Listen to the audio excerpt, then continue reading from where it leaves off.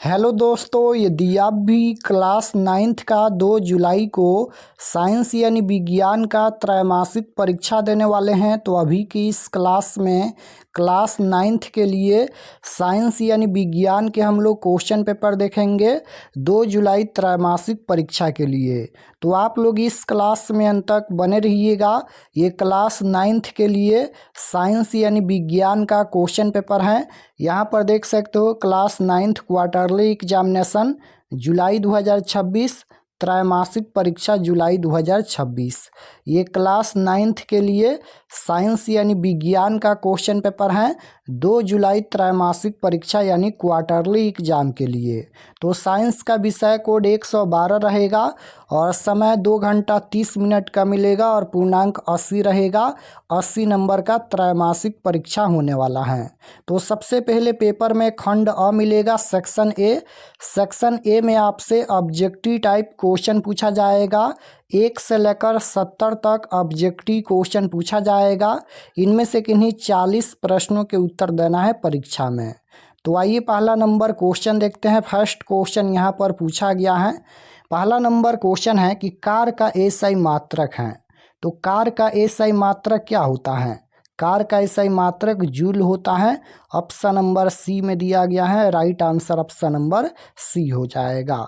Car का SI मात्रक क्या होता है? तो जूल होता है। Option number C right answer होगा। लास्ट में हम आपको बताएंगे कि ऑब्जेक्टिव सब्जेक्टिव पीडीएफ कहाँ से डाउनलोड कर सकते हैं। 2 नंबर क्वेश्चन है कि निम्नलिखित में कौन यहाँ पर सदिश राशि है? कौन यहाँ पर सदिश राशि है? तो समय, आयतन ये अदिश राशि है।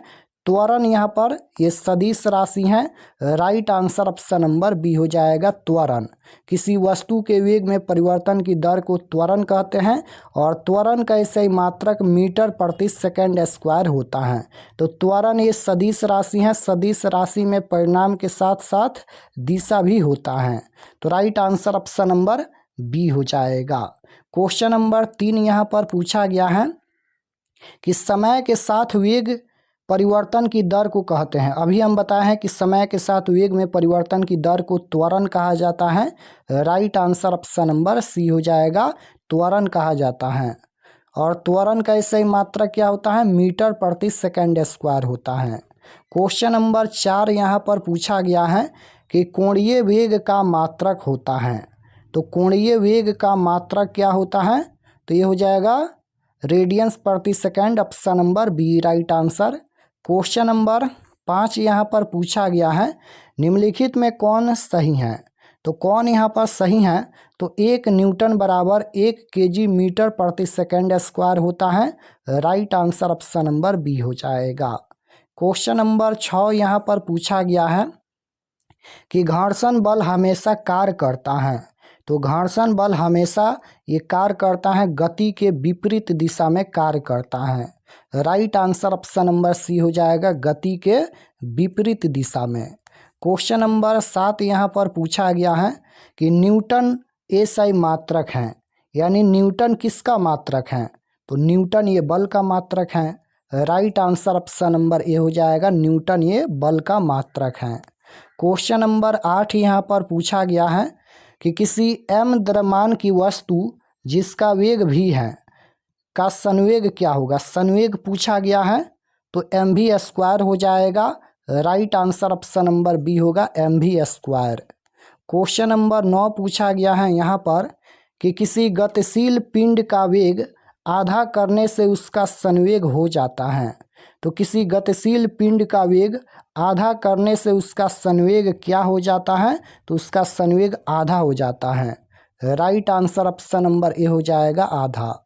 क्वेश्चन नंबर 10 यहाँ पर पूछा गया है निर्वात में स्वतंत्रता पूर्वक गति करते हुए सभी पिंडों का त्वरण समान होगा। Right answer option number B हो जाएगा, सभी पिंडों का त्वरण जो होगा वह समान होगा। क्वेश्चन नंबर 11 पूछा गया है किसी वस्तु के द्रव्यमान मापने के लिए प्रयुक्त युक्ति है। तो किसी वस्तु के द्रव्यमान मापने के लिए प्रयुक्त युक्ति कौन है?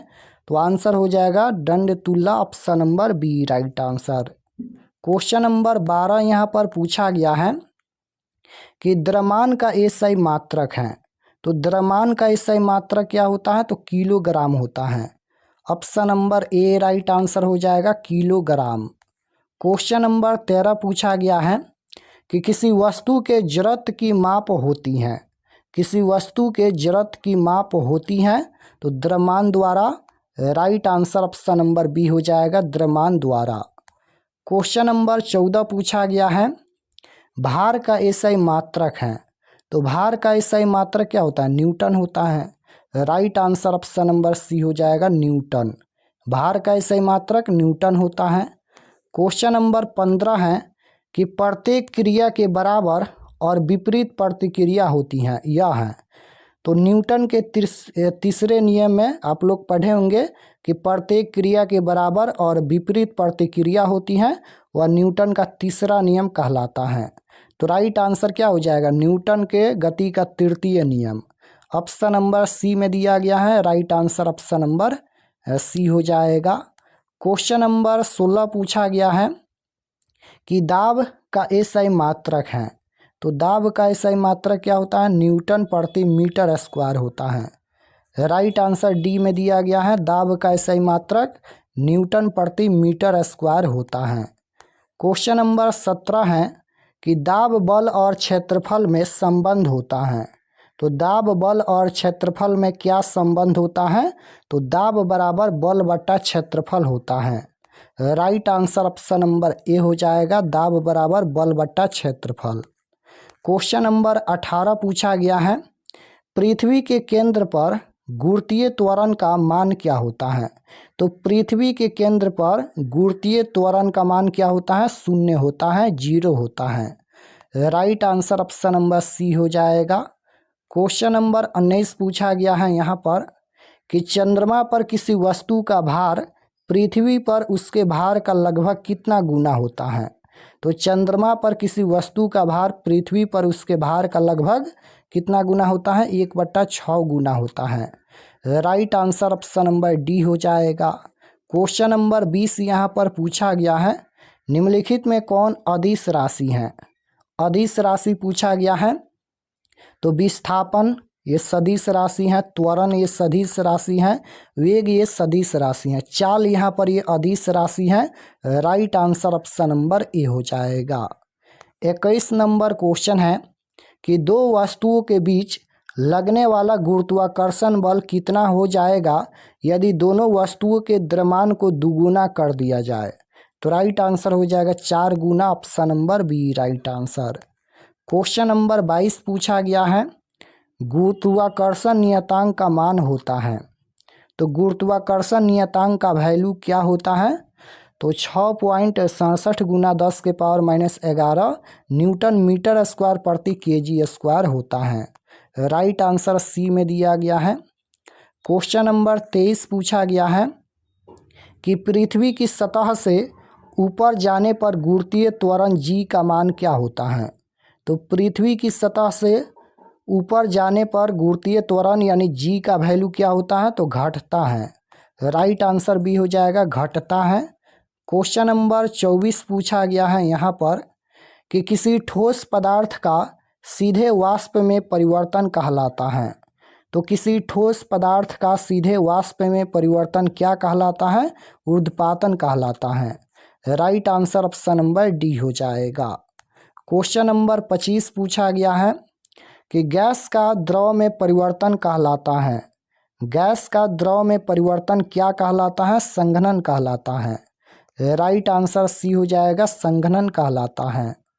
क्वेश्चन नंबर 26 है कि वह ताप जिस पर ठोस द्रव में परिवर्तित होता है क्या कहलाता है? तो राइट आंसर हो जाएगा, गलनांक कहलाता है, option number A. Question number 27 पूछा गया है, वह प्रक्रिया जिसमें इत्र की गंध वायु में चारों ओर फैल जाती है क्या कहलाती है? तो क्या कहलाती है? विसरण कहलाती है। राइट आंसर बी हो जाएगा, विसरण।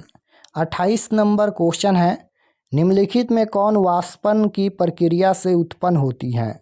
कौन यहाँ पर वाष्पन की प्रक्रिया से उत्पन्न होती है? तो ठंडक। Right answer option number B हो जाएगा। 29 नंबर क्वेश्चन है कि 100 डिग्री सेल्सियस तापमान पर केल्विन में मान क्या होगा, तो 373.15। Right answer option number B हो जाएगा। क्वेश्चन नंबर 30 पूछा गया है, सौर मंडल में प्लाज्मा अवस्था की उत्पत्ति का कारण है, क्या कारण है, तो उच्च तापमान यानी high temperature. Right answer option number C हो जाएगा। क्वेश्चन नंबर 31 पूछा गया है, हवादार जगहों पर द्रव के वाष्पन का वेग क्या होता है, तो बढ़ जाता है। राइट आंसर बी हो जाएगा, बढ़ जाता है। क्वेश्चन नंबर 32 है, निम्नलिखित में कौन मिश्रण है, तो कौन यहाँ पर मिश्रण है, तो मिश्रण बारूद यहाँ पर ये मिश्रण है। राइट आंसर ए हो जाएगा। 33 नंबर क्वेश्चन है, निम्नलिखित में कौन टिंडल प्रभाव का प्रदर्शन करता है, तो टिंडल प्रभाव का प्रदर्शन करता है दूध हो जाएगा, option number B right answer. Question number 34 है, निम्नलिखित में कौन तत्व है, कौन यहाँ पर तत्व है, तो आयोडीन ये तत्व हो जाएगा। Right answer option number D होगा। क्वेश्चन नंबर 35 है, निम्नलिखित में कौन रासायनिक परिवर्तन है, रासायनिक परिवर्तन कौन है, तो रासायनिक परिवर्तन कोयले का जलना ये रासायनिक परिवर्तन है। Right answer option number D हो जाएगा।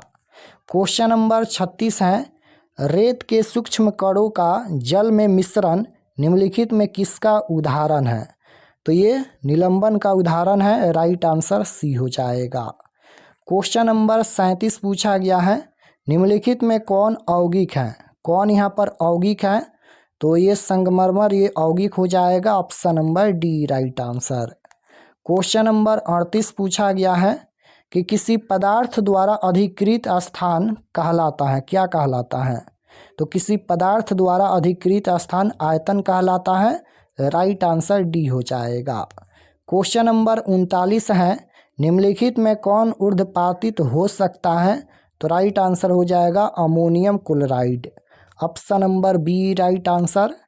क्वेश्चन नंबर 40 पूछा गया है यहाँ पर कि किसी पदार्थ के इकाई आयतन का द्रव्यमान कहलाता है, तो किसी पदार्थ के इकाई आयतन का द्रव्यमान घनत्व कहलाता है।